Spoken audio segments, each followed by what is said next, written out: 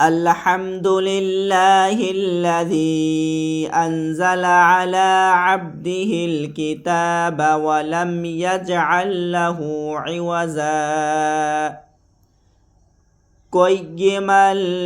لينذر بأسا شديدا من لدنه ويبشر المؤمنين الذين يعملون الصالحات أن لهم أجرا حسنا ماكثين فيه أبدا وإنذر الذين قالوا اتخذ الله ولدا ما لهم به من علم ولا لآبائهم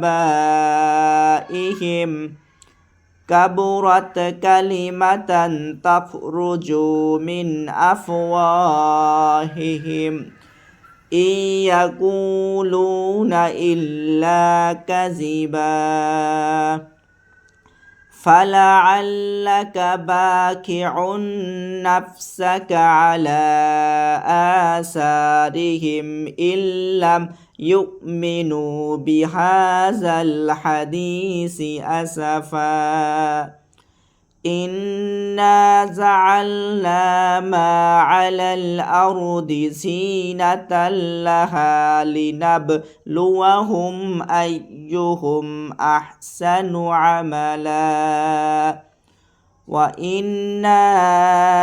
لجاعلون ما عليها صعيدا جرزا أم حسبت أن أصحاب الكهف والرقيم كانوا من آياتنا عجبا إذ أوى الفتية إلى الكهف فقالوا ربنا آتنا من لدنك رحمة وهيئ لنا من أمرنا رشدا فضربنا على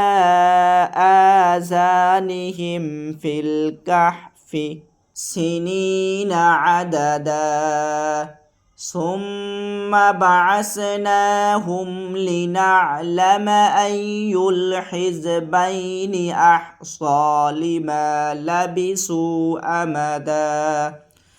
نحن نقص عليك نبأهم بالحق إنهم فتية آمنوا بربهم وزدناهم هدى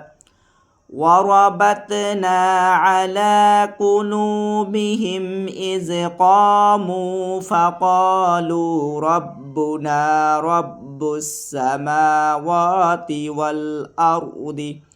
والأرض لن ندعو من دونه إلها لقد قلنا إذا شططا